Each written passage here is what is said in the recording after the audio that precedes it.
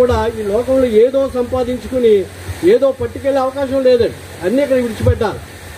కనుక మనకి దేవుడిచ్చిన గొప్ప అవకాశం ఏంటంటే మరొక జీవం, అంటే పునరుద్ధానం మనకి ఇచ్చాడు. అందుకనే వాక్యంలో మనం చదువుకున్నాం కదా, దశలోని రాసిన పత్రిక 4వ అధ్యాయము 13వ వచనములో, నిరీక్షణ లేని ఇతర వలె మీరు ఉండకున్నట్టు, అంటే మీరు దుఃఖపడకుండా ఉండినట్లు దేవుడు రాసి పెడుతున్నాడు. మనకు ఒక జీవితం ఉంది. ఈ లోకంలో దుఃఖపడి మీరు ఏమీ చేయలేరు. ఆయన అంటున్నాడు కదా, నేనే మార్గాన్ని, నేనే సత్యాన్ని, నేనే జీవాన్ని. ఆయన రక్షణ ఎవరైతే తీసుకుంటారో ఆ నిత్య జీవంలో ఉండడానికి దేవుడు గొప్ప అవకాశాన్ని ఇవ్వబోతున్నాడు ప్రియమైన వాళ్ళు. కనుక ఈ అవకాశాన్ని ఎవరైతే సద్వినియోగం చేసుకుంటారో, దేవుళ్ళో ఎవరైతే ఉంటారో, దేవుడి దగ్గరికి ఎవరైతే వస్తారో వారికి ఈ లోక మరణం నుంచి మనకేముందంటే నిత్య జీవం ఉందని లేఖనాలు సెలవిస్తున్నాయి. మన ప్రసంగి రాసిన పత్రిక 7వ అధ్యాయంలోని మంచి మాట ఉంటుంది చూడండి. ఒకని జన్మదినము కంటే ఒకడు మరణ దినమే మేలని చెప్తుంది. అంటే మనం చనిపోయిన తర్వాత మనకు ఒక జీవితం ఉందని అక్కడ లేఖనాలు సొలొమోను మహారాజు గారు మాట్లాడుతున్నాడు. అదే 90వ అధ్యాయం కీర్తనలు మోషే గారు రాస్తూ మంచి మాటలు మాట్లాడుతాడు చూడండి. 90వ అధ్యాయము, మన ఆయుష్కాలము 70 సంవత్సరములు, అధిక బలమున్న వెడల 80 సంవత్సరములగును. ఆయనను వాటి వైభోగము ఆయాసమే దుఃఖమే. అంటే ఇక్కడ ఈ లోకంలో నువ్వేది సంపాదించుకున్నా ఆయాసమే దుఃఖమే. ఇంకా నీకు కావాల్సినవి కావాలని అంటుంటావు, నీకు ఏది ఇచ్చినా అది ఇంకా నాకు కావాలంటుంటావు. దేనికోసం నువ్వు ప్రయాసపడుతున్నావు నీకు అర్థం కాలేదు. దేనికోసం భక్తి చేస్తున్నావు మనకు అర్థం కాలేదు. భక్తి మాత్రం మనం చేస్తున్నాం. ఎందుకంటే ఎవరో చూస్తున్నారు, ఏదో ఇదవుతుంది, మనం చర్చికి వెళ్ళాలి కాబట్టి, బాప్తిసం తీసుకున్నాం కాబట్టి చర్చికి వెళ్ళాలి కాబట్టి చర్చికి వస్తున్నామని మనం భక్తి చేస్తున్నాం. కానీ దేవుడు ఎవరో మనకి పరిపూర్ణతలోకి రావాలి. దేవుడు ఎంత గొప్పవాడో మనకు తెలియాలి. ఆ పరిశుద్ధుడు ఎంత గొప్పవాడో మనకు తెలియాలి. నేను పరిశుద్ధుని కనుక మీరును పరిశుద్ధులై ఉండండి అంటున్నాడు. అంటే మన జీవితంలో ఏమి లేదు, పరిశుద్ధత లేదు. ఎందుకు లేదంటే దేవుడు చెప్పిన మాటను మనం అతిక్రమించాం కనుక పాపం ద్వారా మనకి ఏమొచ్చిందంటే మరణం వచ్చింది. కనుక ఈ మరణానికి విరుగుడు ఏదంటే ఆయనే. అందుకే ఆయన 2000 సంవత్సరాలకు పూర్వం ఈ భూమి మీదకి వచ్చి నీ కోసం నా కోసం కూడా తన రక్తాన్ని చిందించి మనకేమిచ్చాడంటే పాప జీవితం నుంచి విడుదల ఇచ్చాడు. మనకు గొప్ప రక్షణ భాగ్యాన్ని ఇచ్చాడు. కనుక ఎందరైతే రక్షణ అంగీకరిస్తారో, ఎందరైతే క్రీస్తు దేవుడని ఒప్పుకుంటారో వారందరూ కూడా ఏమవుతారంట, దేవుడి కుమారులను కుమార్తెలు అనబడతారట. ప్రియమైన వాళ్ళారా, మనం ఎలా ఉన్నాం ఒకసారి మనం ఆలోచించి, మన జీవితం ఏంటో ఒక్కసారి ఆలోచించుకున్నాం. అమ్మగారు ఎందుకు పెట్టారో కూడిక, ఆవిడ ఏ ఆలోచన కలిగి ఆవిడ ఈ కూడిక పెట్టమన్నారో ఒక్కసారి మనం ఆలోచించినట్లయితే అందరూ కూడా రక్షణ పొందాలని.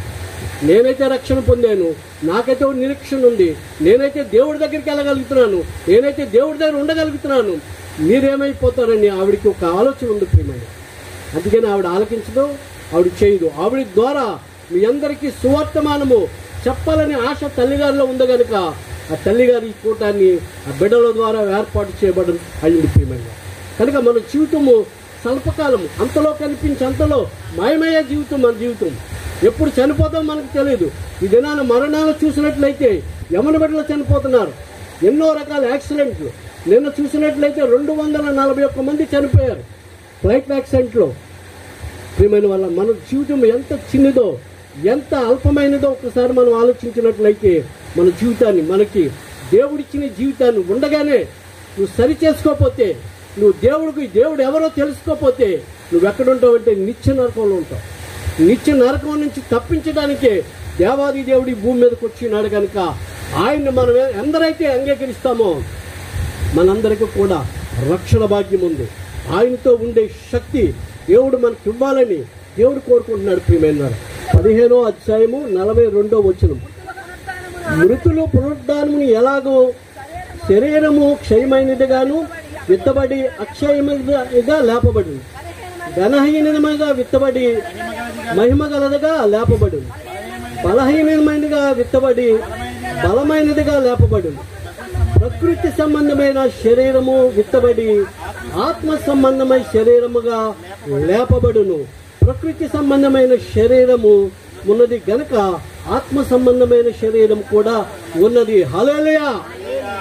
అంటే లోకంలో కూడా దేవుడు పరిశుద్ధుడని ఎందుకు చెప్తున్నాడు? ఆయనలో పాపం లేదని ప్రతి ఒక్కరు కూడా గమనించారు కనుక మన పాపాల నిమిత్తం ఆయన ప్రాయశ్చిత్తం చేశాడు కనుక మనకు ఒక జీవితం ఉందని లేఖనాలు తెలియచేస్తున్నాం. మనము ఎప్పుడైతే చనిపోతామో అప్పుడు మనము ఈ లోకమనే పాపం నుంచి ఎప్పుడైతే విడుదల పొంది పరిశుద్ధత మనం ధరించుకుంటామో అప్పుడు నువ్వు ఈ లోకంలో మట్టిలో విత్తబడి నువ్వేం చేస్తావంటే మహిమ కలిగిన దానిగా లేపబడతావు, మహిమ కలగవాడిగా నువ్వు లేపబడతావు. ఎప్పుడంటే దేవుని నువ్వు పరిపూర్ణంగా అంగీకరించాలి. దేవుడు ఎవరో మనకు పూర్తిగా మనకు తెలియాలి. దేవుడు ఏమంటున్నాడంటే ఈ మట్టిదండి, ఈ మట్టి నుంచి దేవుడు ఏం చేసి కోరుకుంటున్నాడంటే నిన్ను మహిమ కలదుగా లేపాలని దేవుడు కోరుకుంటున్నాడు. ప్రియమైన మనం ఏమై ఉన్నాం, మన జీవితం ఏంటి, మన భక్తి ఏంటి, ఏమీ కాదు, అర్థం కావట్లేదు మనం చేసే భక్తి. మనం దేనికోసమో ప్రయాసపడుతున్నాం, ఏదో కావాలని నువ్వు ఆతృత పడుతున్నావు, కానీ ఏది కూడా నీతో రాదు, ఎవ్వరు కూడా నీతో రారు. బిడ్డలు అనుకున్న వారు ఎవ్వరూ రావట్లేదు. ఈరోజు చూసినట్లయితే అనాథ శరణాలయ ఖాళీల్లో ఎక్కడ చూసినా, ఎందుకంటే జీవితాలు కుటుంబాల్లో చిన్నభిన్నం అయిపోయింది.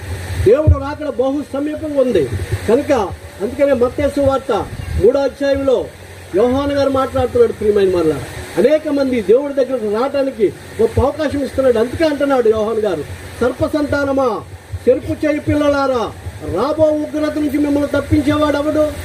రాబోతుంది ప్రియమైన వాళ్ళ ఉగ్రవత. ఆ ఉగ్రత నుంచి మనం తప్పించేవాడు ఎప్పుడూ లేడు. కనుక ఆ ఉగ్రతను మనం తప్పించుకోవాలంటే మన జీవితాన్ని పరిపూర్ణంగా దేవుడికి ఇవ్వాలి. దేవుడికి మన జీవితాన్ని ఎప్పుడైతే పరిపూర్ణంగా ఇస్తామో, దేవుడిని ఈ ఆలయంలో దేవుడికి ఎప్పుడైతే నువ్వు స్థానాన్ని ఇస్తావో నువ్వు పరిశుద్ధత పొందుకుంటావు. నిత్యరాజ్యానికి వారసులు అవడానికి దేవుడు గొప్ప అవకాశాన్ని ఇస్తాడు. ఎవరు ఈ లోకంలో నమ్మినట్లయితే, ఎవరు ఈ లోకంలో ఉన్నవారు అందరూ ఎక్కడికి వెళ్తారో చూడండి. ప్రకటన గ్రంథం 21వ అధ్యాయము 6వ వచనం. మరియు ఆయన నాతో ఇట్లనెను, సమస్తమైనది నేనే అల్ఫయు ఓమేగయు అనగా ఆదిము అంత్యము అయి ఉన్నాను. దుప్పు గలవారును వారికి శివ జలముల బుగ్గ యొద్దను జనులు ఉచితముగా అనుగ్రహింపబడినట్లు. 8వ వచనం చదవండి. చూడండి, ఇక్కడ ఆలోచించండి. పిరికివారును, అవిశ్వాసులను, అసహ్యులను, నరహంతకులను, వ్యభిచారులను, మాంత్రికులను, విగ్రహారాధకులను, అబద్ధికులను అగ్ని గంధకములో మండుగుండములలో పాలు పొందుదురు. హల్లెలూయా. ఇంత రక్షణ భాగ్యాన్ని నువ్వు నిర్లక్ష్యం చేసావంటే మనం ఎక్కడ ఉంటామంటే నరకంలో ఉంటాం. ఇది 2వ మరణం అంటాడు ప్రియమైన వాడు. ఈ మరణాన్ని తప్పించడానికే దేవాది దేవుడు ఆయన ఈ లోకానికి వచ్చినాడు, మనందరికీ జీవం ఇచ్చినాడు. ఈ జీవాన్ని ఎవరైతే పొందుకుంటామో మనకెప్పుడు కూడా ఈ లోక సంబంధమైనది ఏది కూడా మనలో ఉండదు. నిత్యరాజ్య వారసుడు అవడానికి దేవుడు గొప్ప అవకాశాన్ని మనకి ఇస్తున్నాడు. కనుక మనం మట్టే కనుక దేవుడు ఏమన్నాడంటే నరులారా తిరిగి రండి అంటున్నాడు. నరులారా తిరిగి రండి. ఆయన ఈ మట్టిని దేవుడు మనని ఆయనలోనికి మార్చుకోవడానికి దేవుడు గొప్ప అవకాశాన్ని దేవుడు ఇస్తున్నాడు. ప్రియమైన మన జీవితం ఉండగానే, మన బ్రతుకులు ఉండగానే మనకు దేవుడికి సమర్పించుకున్నామంటే దేవాది దేవుడు మనందరినీ కూడా ఆయనతో ఉంచుకోవాలని, ఆయన దగ్గర ఉంచుకోవాలని ఆశపడుతున్నాడు. ఎందరైతే దేవుని వాక్యాన్ని అంగీకరించి ఆయన మార్గాన్ని, ఆయన సత్యాన్ని, ఆయన జీవాన్ని తెలుసుకుంటారో నిత్యము బతికే వారిగా మనం ఉంటాం. మనకి ఎప్పుడు కూడా మరణం ఉండదు అంటే ఈ లోక ప్రయాసం మనకు ఉండదు. ఈ లోకంలో మనకి ఏది కూడా కనిపించదు కనుక నిత్యము గొర్రె పిల్ల మహిమలో మనమందరం కూడా తీర్చిపడతాము. అక్కడ నిత్య సుఖాలు ఉంటాయి. దేవుని సన్నిధిలో నిత్య సుఖాలు ఉంటాయి. ఆకలి ఉండదు, దప్పిక ఉండదు, మనకి ఏ కోరికలు ఉండవు. ప్రియమైన వారు ఆయన్ని స్తుతించేవారుగా, ఆయన్ని మహిమపరిచేవారుగా, ఆయన నామాన్ని గణపరిచేవారుగా దేవదూతలను పోలి మనం అందరం ఉండాలని దేవుడు ఆకాంక్షిస్తున్నాడు. కనుక మన జీవితము చాలా చిన్నది ప్రియమైన. కనుక మనకి 70 సంవత్సరాలు వచ్చేసి ఉండొచ్చు, 50 సంవత్సరాలు, 60 సంవత్సరాలు, 40 సంవత్సరాలు. మన భక్తి ఎలా ఉండాలంటే దేవుడికి ఇష్టంగా ఉండాలి, దేవుడు పొందుకునేదానిగా ఉండాలి. అందుకనే పౌలు గారు తను నలగొట్టుకున్నాడు. ఎందుకంటే నేనేమన్నా పాపం చేస్తున్నానేమో. మనం చేసే భక్తి 4 గోళ్ల మధ్య ఆదివార క్రైస్తవులాగా ఉన్నట్లయితే మన జీవితం వ్యర్థమైపోతుంది, మన బ్రతుకు ఎందుకు కాకుండా పోతుంది ప్రియమైన. కనుక ఆదివార క్రైస్తవులుగా ఉండొద్దు, నిత్యరాజ్య వారసులుగా ఉండాలని దేవుడి లేఖనాలు సెలవిస్తున్నాయి. కనుక మనమందరూ కూడా నిత్యరాజ్య వారసులుగా ఉండాలని దేవుడి పేట మిమ్మల్ని అందరినీ కూడా బతిమాలుకుంటున్నాను. మన జీవితం చాలా చిన్నది. మన జీవితం ఉండగానే, దీపం ఉండగానే ఇల్లు ఎవడైతే చక్క పెట్టుకుంటాడో వాడు జ్ఞానవంతుడు. కనుక బుద్ధి కలిగిన కన్నికల వలె మన జీవితాలను సిద్ధపరచుకుని దేవుడు రాకడ బహు సమీపంగా ఉంది కనుక ఆయన రాకడలో మనమందరూ కూడా వెత్తబడేవారిగా ఆశ కలిగి దేవుడిచ్చిన తలాంతుడు, దేవుడిచ్చిన వాక్యాన్ని మనం పాటిస్తూ దేవుని యొక్క చిత్తాన్ని జరిగించేవారుగా, దేవుడి సువార్త ప్రకటించేవారుగా మనం ఉండాలని దేవుడి పేరట మిమ్మల్ని అందరినీ కోరుకుంటున్నాను. ఎంతోమంది నాశనానికి జోగుతున్నారు, ఎంతోమంది ఎక్కడో ఏదో ఉందని పరుగులాడుతున్నారు. కనుక వారందరినీ తప్పించడానికి గొప్ప అవకాశం మనకే ఇచ్చాడు ప్రియమైన. వాళ్ళందరినీ కూడా దేవుని సన్నిధిని నడిపించే జ్ఞానం కూడా మనకి ఇచ్చాడు, వాక్యాన్ని మనకి ఇచ్చాడు. ఈ వాక్యము మన పాదములకు దీపమును, మన త్రోవలకు వెలుగునైంది అంటున్నాడు. కనుక ఆ వాక్యాన్ని మనం ఏం చేయాలంటే అనేక మంది చీకట్లో నశించిపోతున్న వారికి వాక్యాన్ని ప్రకటించేవారుగా, దేవుడి దగ్గరికి తీసుకొచ్చేవారుగా మనం అందరూ కూడా ఉండాలని దేవుడి పేరట మిమ్మల్ని అందరినీ హెచ్చరిస్తూ మిమ్మల్ని అందరూ కూడా జీవనకరంగా రాము గారి కుటుంబానికి కూడా సగాఢ సంతాపం తెలియజేసుకుంటూ మీ అందరికీ దేవుడి పేరట వందనాలు తెలియజేసుకుంటూ చిన్న ఒక శరణం పాట పాడి నేను ఈ మాటలు ముగిస్తాను.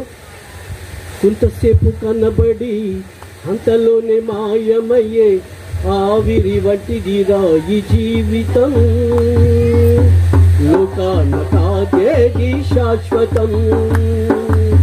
కొంతసేపు కనబడి అంతలోనే మాయమయ్యే ఆవిరి వంటిదిరా ఈ జీవితం, లోకాన కాదేది శాశ్వతం. లోకంలో ఏది శాశ్వతం కాదు ప్రియమైన.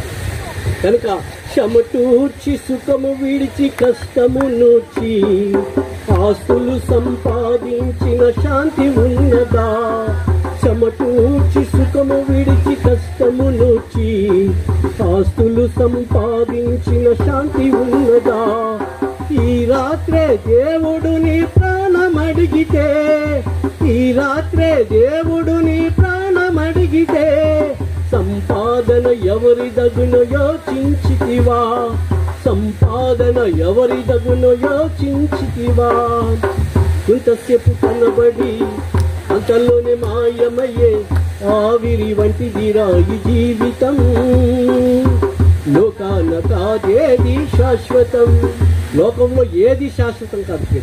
మీరు చెమటూర్చి లోకంలో ఏది సంపాదించుకున్నా వ్యర్థమే. కానీ ఆ చెమట ఊడ్చి నిజంగా మీరు ప్రార్థనా గదిలో ప్రార్థనా అనుభవంలో దేవుడితో గడిపినట్లయితే మనమందరం కూడా నిత్యరాజ్య వారసులు అవ్వాలని దేవుడి పేట మిమ్మల్ని అందరినీ బతిమాలుకుంటూ, దేవుడి నమ్మని వారు ఎవరన్నా ఉన్నట్లయితే దేవుని తెలుసుకోవాలని, సత్యాన్ని తెలుసుకోవాలని ప్రభు పేట మిమ్మల్ని అందరినీ బతిమాలుకుంటూ ఈ కొద్ది మాటలు దేవుని నేర్పుల్లో దీవించుగాక. ఆమేన్.